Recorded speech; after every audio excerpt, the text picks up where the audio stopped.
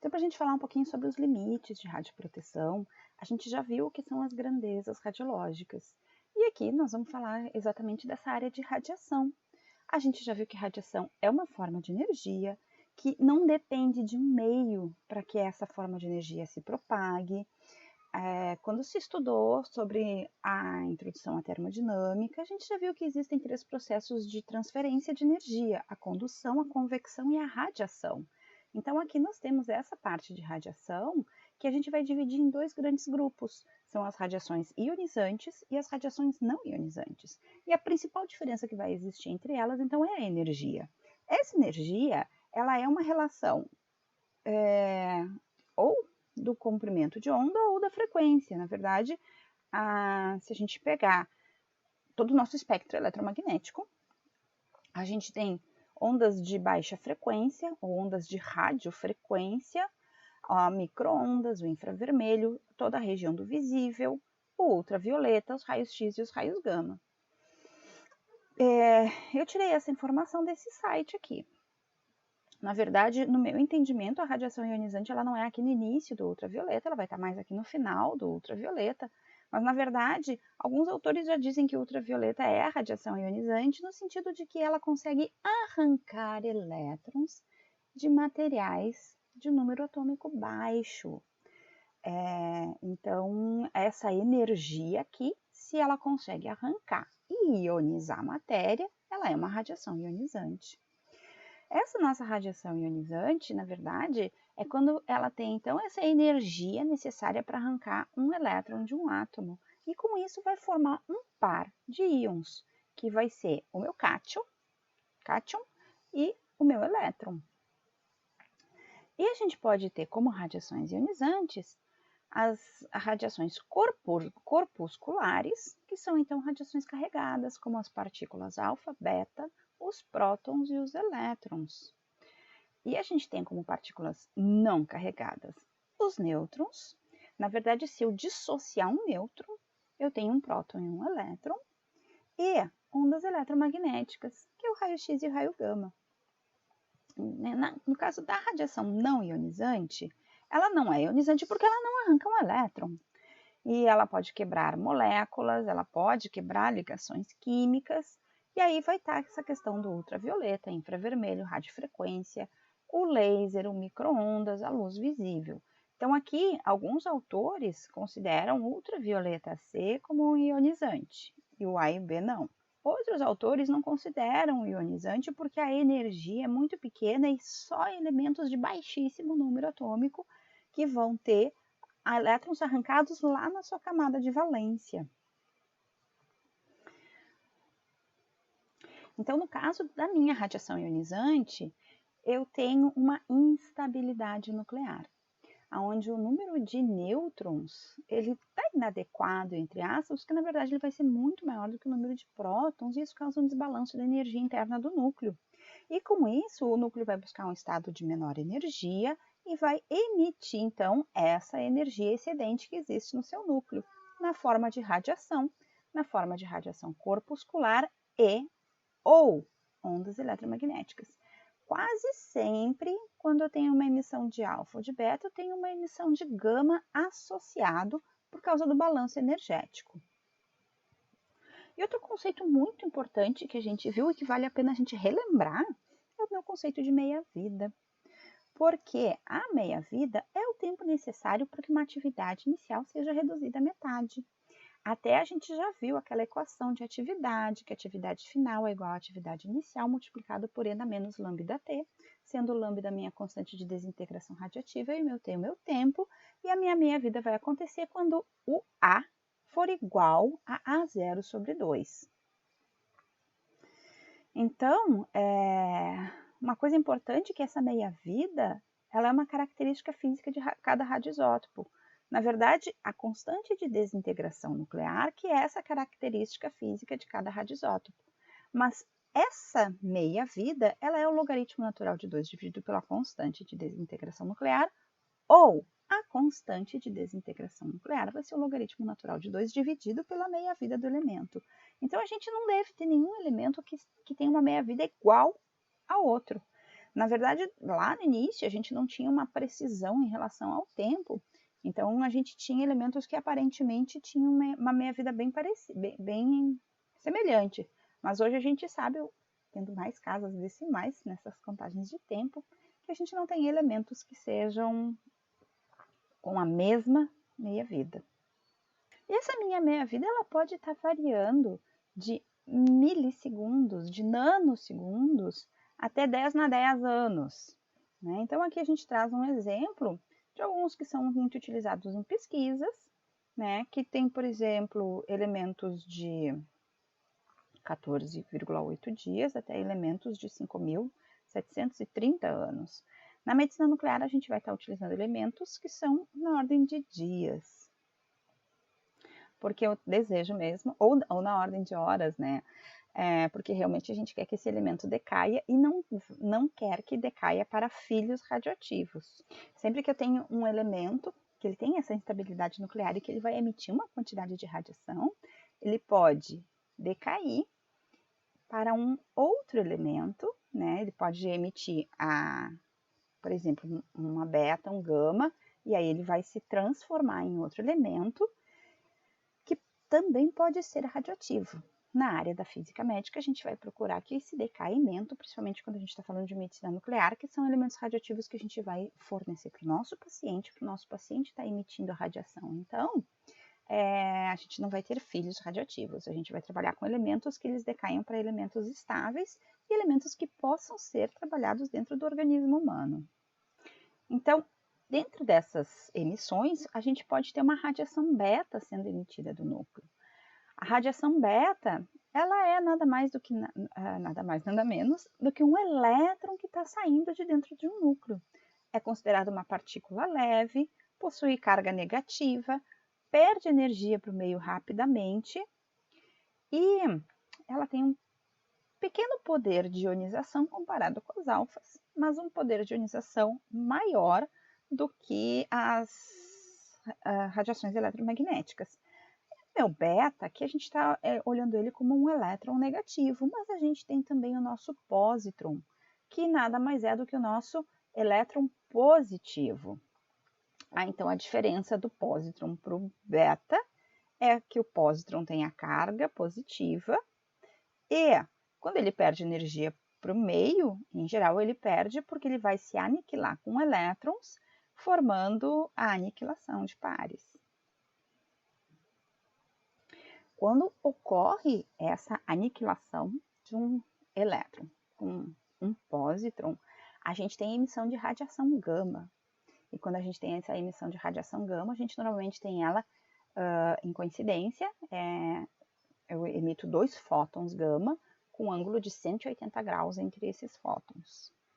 E existe uma energia mínima que é de 511 keV para cada um dos fótons. Então, a energia mínima que eu tenho para que esse processo ocorra vai ser de 1,022 megaelectronvolts ou 1022 kiloelectronvolts.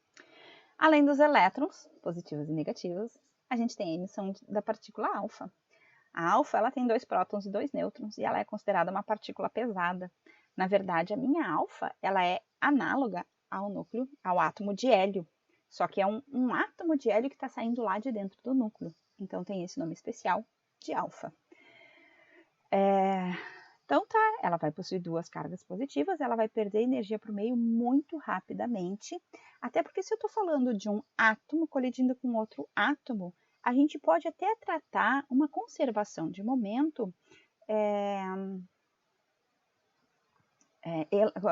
como uma colisão elástica, né? Então, essa interação da partícula alfa com o meio, ela é uma colisão elástica de átomos com átomos. Quando a gente está falando ali dos nossos elétrons, sejam eles positivos ou negativos, aí a gente vai ter que ter considerações relativísticas, porque a massa do meu elétron ela é 2.000 vezes menor do que a massa de um próton. E aqui a gente tem, na verdade, 2 prótons.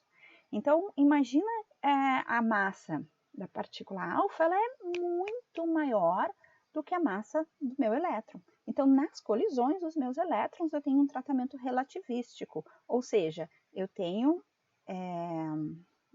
uma colisão incoerente, inelástica. O meu nêutron, que é o que a gente menos vai estar trabalhando na área da física médica, apesar de existir uma técnica chamada neutronterapia, mas ela não existe no Brasil. Ela é uma partícula pesada, ela não possui carga. Se eu dissociar um nêutron, eu tenho um próton e um elétron, daí que saem aqueles elétrons que estão lá no núcleo. Porque o meu núcleo era formado de prótons e nêutrons, eu não tenho elétrons dentro do núcleo. Então, como é que eu tiro uma partícula beta de dentro do núcleo, que nada mais é do que um elétron? Bom, quando eu tiro essa partícula beta, é porque houve uma dissociação de um nêutron dentro do núcleo e a carga negativa é a que saiu. Então, os nêutrons vão perder energia por meio de uma forma muito variável, porque vai depender da energia desses nêutrons. E produzem ionizações também variáveis, porque se essa forma de perda de energia é variável, as ionizações vão estar seguindo essa questão de perda de energia. Os nêutrons, eles são, então, indiretamente ionizantes e formam os núcleos de recuo pelas colisões. E a nossa radiação gama. A nossa radiação gama são ondas eletromagnéticas que são emitidas do núcleo em estados excitados de energia. São bem análogas aos raios-x, mas a minha radiação gama está sendo emitida do núcleo. O meu raio-x está sendo produzido na eletrosfera. Minha radiação gama, então minhas radiações eletromagnéticas, elas não possuem carga, perdem energia para o meio de uma forma muito lenta, elas têm um grande alcance, porque elas são ondas, elas têm comprimentos de onda muito pequenos, então penetram facilmente na matéria. O poder de ionização delas vai ser pequeno, comparado principalmente com alfa e beta, e vão produzir poucas ionizações, justamente porque existe uma probabilidade pequena de interação delas com as partículas do meio. E a nossa radiação X, então, que também são ondas eletromagnéticas, mas vão ser produzidas ou pela desaceleração de partículas carregadas, que é quando os elétrons interagem com o campo coulombiano ou com o campo da eletrosfera do átomo, e podem ser também produzidos pela transição de elétrons orbitais, quando eles dão um salto quântico de uma órbita mais externa para uma órbita mais interna para preencher uma vacância que não deveria estar próxima ao núcleo. As vacâncias, elas são aceitáveis para os átomos quando elas estão lá na camada de valência, na última camada. Então, sempre que houver uma vacância numa camada mais interna, a gente vai ter esse salto quântico para preencher a vacância. E todas as outras características que a gente vai ter na parte de raio-x são exatamente iguais à radiação gama, porque a diferença entre raio-x e raio gama é que um é proveniente do núcleo e o outro é proveniente da eletrosfera. A gente viu as interações de fótons com o meio, de elétrons com o meio e de partículas pesadas, como as partículas alfa, com o meio. Então, existe uma relação entre essa energia e o alcance que as partículas vão ter. Todo tipo de radiação ionizante, seja corpuscular ou eletromagnética, vai perder energia na interação, nessas interações das radiações com o meio. Quanto maior a energia da radiação, mais interações ela vai ser capaz de produzir. Então, maior o percurso até ela ser totalmente freada. Ou seja, ela vai conseguir percorrer mais no meio, embora ela cause mais ionizações. Se a energia for menor, ela não consegue avançar muito. A minha radiação alfa, por exemplo, a gente tem uma equação empírica, né, para determinar a energia, para determinar o alcance justamente em função da energia. E aqui nessa tabelinha a gente tem um exemplo do alcance da energia da radiação alfa no ar. Vocês veem que é na ordem de alguns centímetros. E é na ordem de alguns centímetros para energias na ordem de mega electronvolts. Já as minhas radiações beta, elas também podem ter alcance de centímetros, mas vê que aqui o valor é bem maior. E aqui nós estamos falando de energias na ordem de kiloelectronvolts. Quando a gente tem um exemplo de uma energia na ordem de mega electronvolts, o alcance é de 700 centímetros. Poderíamos falar até que já é na ordem de metros. E quando a gente fala em termos da nossa radiação X ou radiação gama, veja que a gente já não está falando mais do alcance, mas a gente está falando de uma determinada distância, aonde a probabilidade é que esta radiação aqui tenha tido a sua intensidade inicial reduzida à metade. Então, vai ser muito comum quando a gente falar de radiações corpusculares, de falar em termos do alcance. Isso vai estar relacionado com a perda de energia por unidade de comprimento, que é uma nomenclatura especial que a gente vai estar dizendo de stopping power, ou seja, o poder de freamento no meio. Quando a gente vai falar de raio-x e raio gama, a gente vai falar das interações dessas radiações com o meio e a gente vai falar daqueles famosos efeito Compton, efeito fotoelétrico e produção de pares. E no caso das radiações eletromagnéticas, a gente vai estar falando então de atenuação. Da atenuação, trabalhando aquela equaçãozinha que a gente já viu em outro vídeo também, que a minha intensidade da radiação, ela é a minha intensidade após percorrer uma determinada distância, ela é a intensidade inicial multiplicada por N menos Mx, onde o meu coeficiente de atenuação linear e x é a espessura do material. Cada tipo de material eu vou ter uma atenuação diferente. E essa atenuação, ela está relacionada, então, justamente a essa probabilidade das radiações eletromagnéticas interagirem com as partículas que formam os átomos que estão no meio. E nós vamos estar observando justamente a contribuição do efeito Compton e do fotoelétrico, dependendo da energia e do meio que a gente está trabalhando. Ou melhor, do meio que as partículas estão interagindo. Mas uma coisa importante para a gente analisar em termos da proteção radiológica é que a radiação vai perder, então, energia para o meio através dessas ionizações.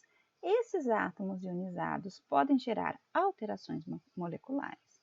Essas alterações moleculares, conforme o número de alterações que a gente vai estar tendo, podem gerar danos em órgãos ou tecidos.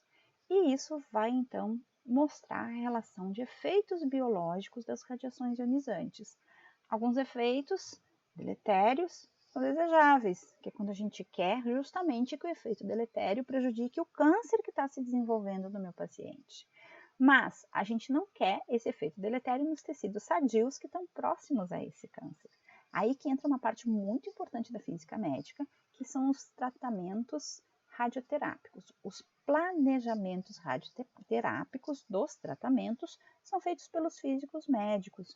Eles vão fazer as curvas de isodose, que vão mostrar justamente a região de build-up, a região de equilíbrio eletrônico, a região onde a gente vai ter uma maior dose de radiação, que daí a gente vai ter que trabalhar de acordo com toda essa distribuição da energia da radiação, para que essa energia fique concentrada exatamente nos tecidos neoplásicos.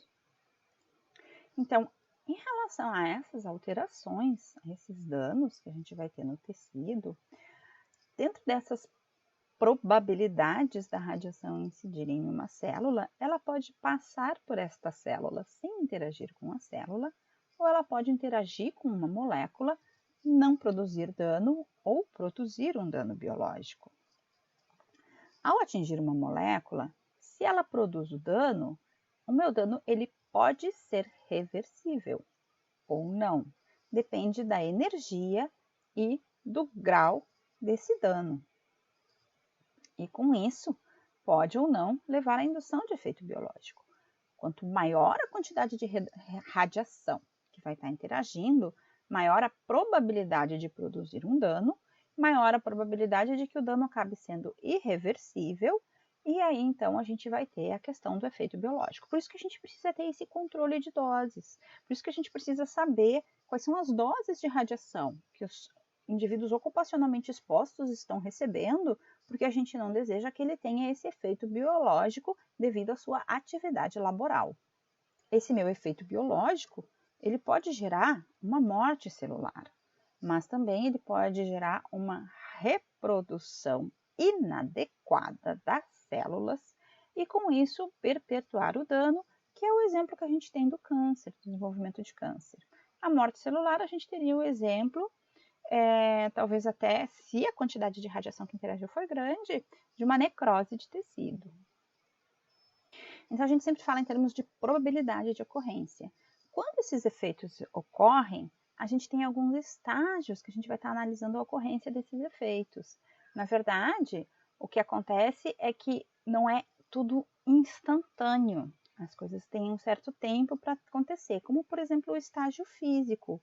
O estágio físico é onde tem a absorção e deposição de energia, excitação e ionização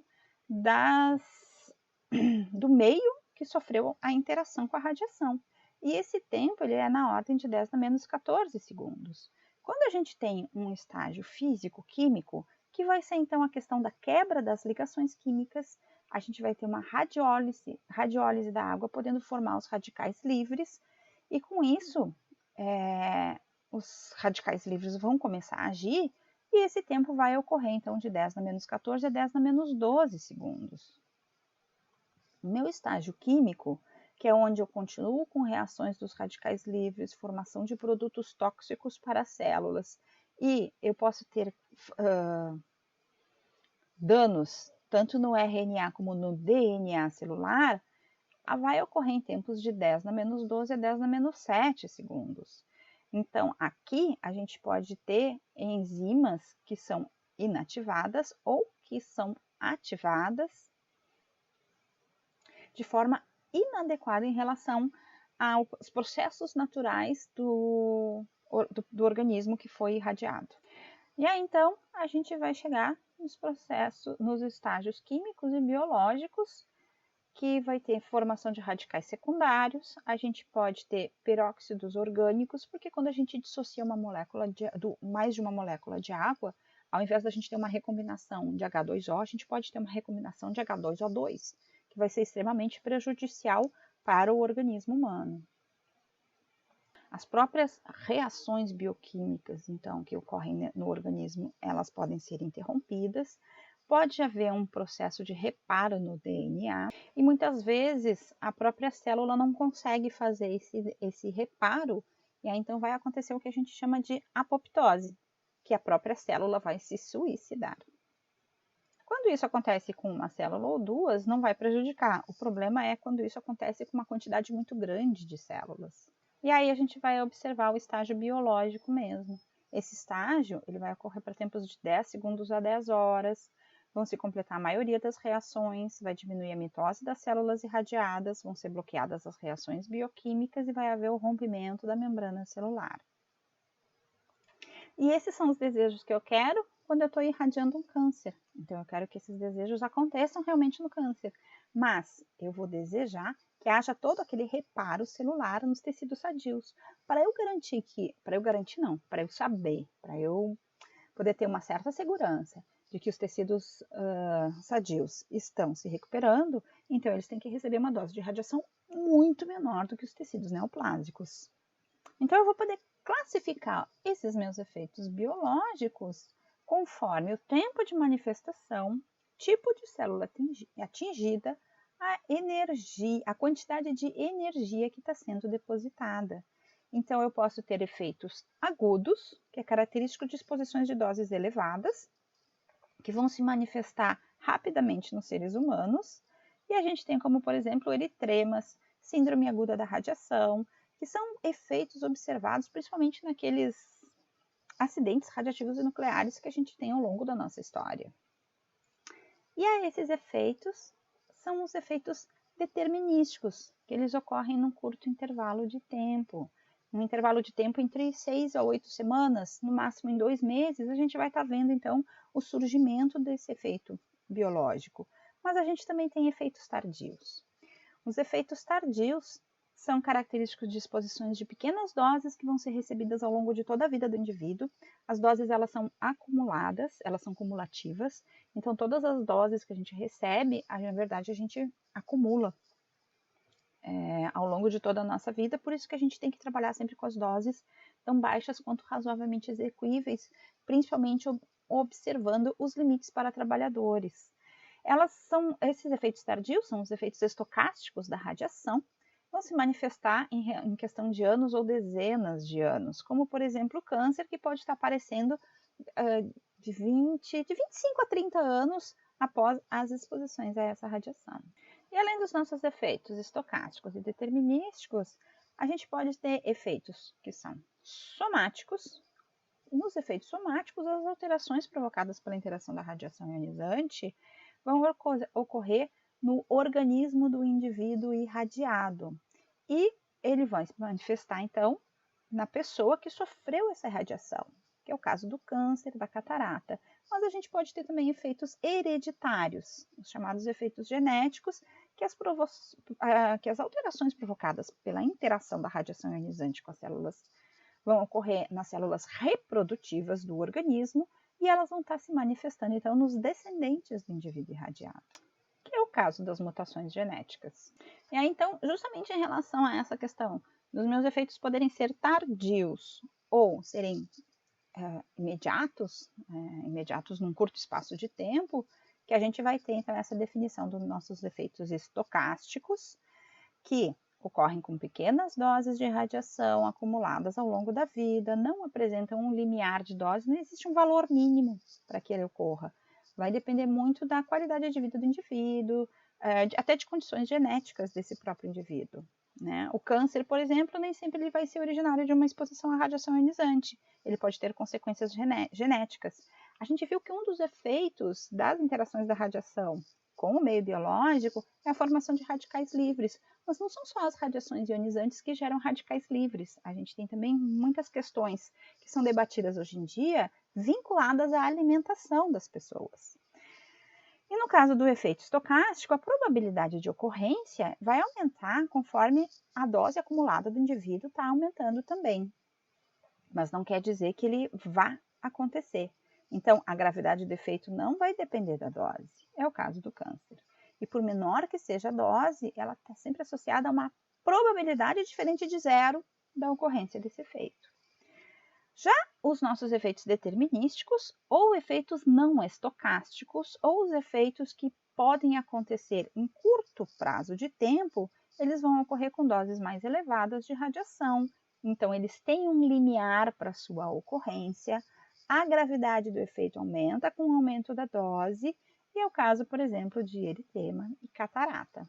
A gente pode ter perda de pelo, a gente pode ter esterilidade temporária, se a dose for menor, esterilidade permanente, se a dose for maior, dentre outros efeitos que são relatados e observados a partir dessas exposições que realmente acontecem. Como, por exemplo, a própria radiodermite.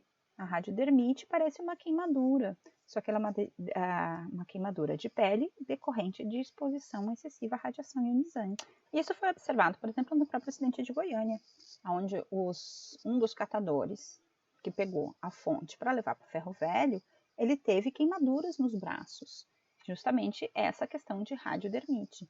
Ele associou essa queimadura à exposição solar, mas na verdade nem sabia que ele estava sendo o portador de uma fonte de radiação altamente ionizante, que era uma fonte de césio-137.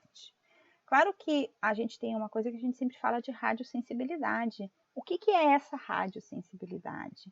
A radiosensibilidade é a resposta que a gente tem em relação à exposição de tecidos e órgãos. Se a gente pegar, por exemplo, o nosso sistema hematopoético, ele vai ter uma radiosensibilidade diferente do sistema gastrointestinal e que, por sua vez, tem uma sensibilidade diferente em relação ao sistema nervoso. A gente vai ter um outro videozinho que vai falar especificamente sobre o acidente de Goiânia. Né? Existem muitas observações para a gente falar em relação ao acidente de Goiânia, principalmente em relação à legislação. E esse acidente de Goiânia, ele aconteceu em 1987, aqui no Brasil, e ele não pode ser esquecido. A gente sempre tem que se lembrar do que aconteceu por causa dos absurdos que envolveram essa relação do acidente, do impacto internacional que houve, não que não esteja havendo um descaso muito grande atualmente com a questão da pandemia, onde a gente está vivendo uma situação bem dramática no nosso país, justamente porque, assim como a radiação ionizante, o vírus não é visível. E a gente, quando toca numa pessoa, a gente não sabe se está tocando naquela pessoa, se está tocando e pegando vírus ou não. A gente vai ter só essa manifestação do vírus depois de um certo período que a gente chama do período de latência, que ele vai estar se manifestando, então, os seus efeitos a partir do quarto, quinto dia da gente ter se exposto. Na radiação ionizante, a gente vai poder fazer alguma analogia em relação a essa questão. Porque quando a gente quer evitar uma contaminação radiológica, a gente não está falando muito diferente de contaminações bacteriológicas ou contaminações virais, porque a contaminação é a presença indesejável na radiológica de material radioativo, na bacteriológica de bactérias, na viral de vírus. E aí a gente precisa, então, se precaver disso, porque depois que a gente se contaminou, a descontaminação pode não ser tão simples assim, tá ok?